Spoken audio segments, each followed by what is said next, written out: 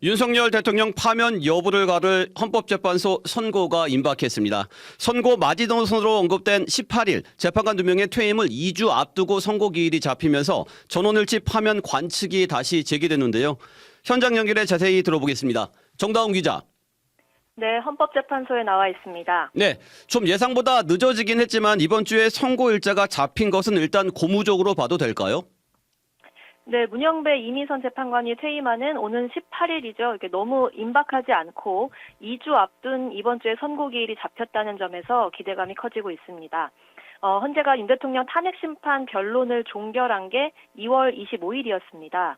과거 두 차례 대통령 탄핵심판 당시에는 변론 종결 후 2주 내에 선고가 이뤄졌기 때문에 늦어도 3월 14일 안에는 선고가 나지 않겠냐 이런 관측이 많았는데요. 네. 기일 통지가 이뤄지지 않으면서 각종 분석과 추측이 이어졌죠. 특히 우려를 산 건 이 재판관들이 인용 5명과 기각 또는 각하 3명으로 나뉘어서 교착 상태에 빠졌다는 가설이었습니다. 이 탄핵 심판은 재판관 6명이 인용 판단을 해야 공직자를 파면할 수 있기 때문에 5대3 상황이면 기각이죠. 그런데 만약 마은혁 재판관 후보자가 임명돼서 인용을 택하면 결론이 기각에서 인용으로 바뀔 수 있기 때문에 재판관들이 현 상태로선 선고하기 어렵다는 분석이 있었습니다. 네. 근데 다행히 이번 주에 선고가 잡히면서 이런 교착 상태에 대한 우려는 해소된 것으로 보입니다. 마 후보자 임명 여부가 이 결과에 영향을 주지 않는, 그러니까 5대3 상황에서 한 명의 입장이 인용이나 기각 각하 쪽으로 돌아섰거나 애초에 교착 상태 없이 다수 재판관의 의견이 일치했기 때문에 이번 주 선고가 가능하지 않겠냐는 겁니다. 네, 교착설, 이른바 데드락 상황이라고 많이 회자가 됐는데요. 재판관들이 직접 입을 열지 않은 이상 확인할 수는 없는 내용이었잖아요. 어쨌든 선고를 할 수 있는 상황이 됐다는 것 자체가 반가운 소식이긴 합니다. 이제 인용이냐 기각이냐, 인용이라면 전원 일치가 될 것이냐가 관심사죠?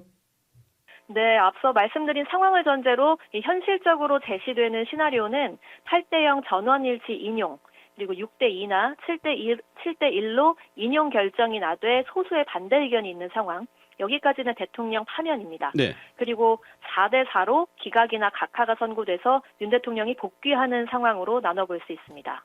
네, 3월 초에 선고 일정이 잡힐 거란 기대가 있을 때까지만 해도 8대0 전원 일치 의견이 많이 모였는데 지금 법조계에서 나오는 평가는 어떻습니까?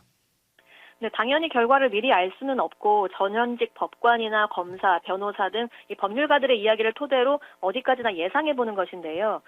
이번 주 선고일자가 잡혔다는 소식에 8대0 전원일치에 대한 기대감이 다시 형성되는 분위기입니다. 앞서 말씀드렸듯 4월 18일에 아주 임박해서 재판관들이 겨우 교착 상태를 푼 그런 모양새가 아니라 여러 탄핵심판 사건 처리 등으로 인해서 선고가 다소 지연됐을 수 있다고 본다면 애초에 의견이 크게 갈린 상황은 아니었을 수 있다. 이런 해석이 하나 있고요. 네. 또 앞서 박근혜 전 대통령 탄핵 심판 때도 8대0 전원일치로 파면 결정이 나왔죠.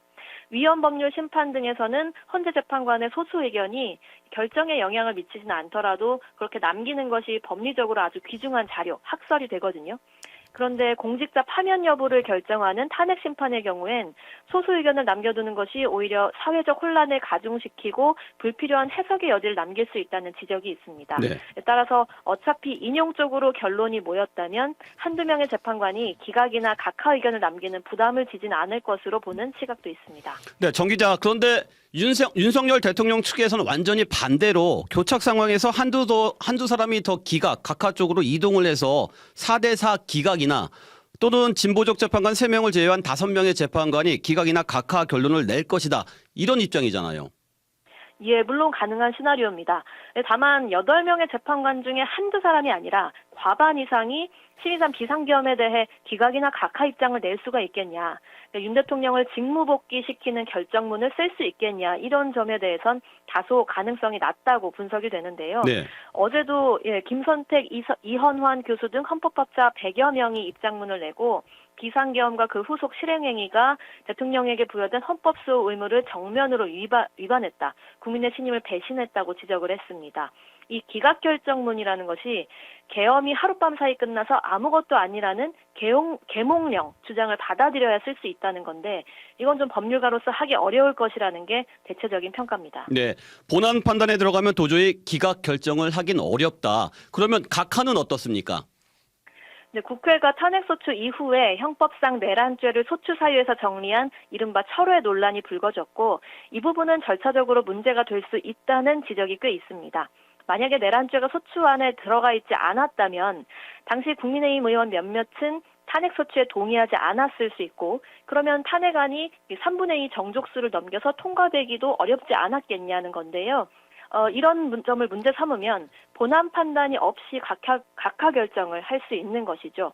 그런데 1월 탄핵 심판 초기에 이 논쟁이 벌어졌는데 각하 결정을 할 것이라면 애초에 11차례 변론과 16명의 증인 신문 이런 절차들을 거쳤겠느냐는 이 실무적인 차원의 지적도 있습니다. 네, 다수의 재판관들이 각하 요인으로 판단했다면 변론 진행 초기에 정리했을 것이라는 거죠?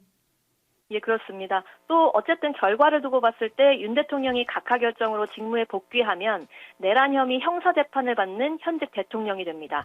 그래서 내란 혐의 우두머리 피고인에 대해서는 사실상 재판이 중단될 것이고 김용현 전 국방장관 이하 군인과 경찰 간부 등 가담자들만 줄줄이 재판을 받는 상황이 될 수 있다는 점도 재판관들이 고려할 것이다라는 분석이 있습니다. 네, 그렇군요. 여기까지 듣겠습니다. 사회부 정다운 기자 수고했습니다. 지금까지 CBS 박지환의 뉴스톡이었습니다. 노컷으로 보는 뉴스의 새로운 기준. 지금 알림과 구독 설정하시고 함께하세요.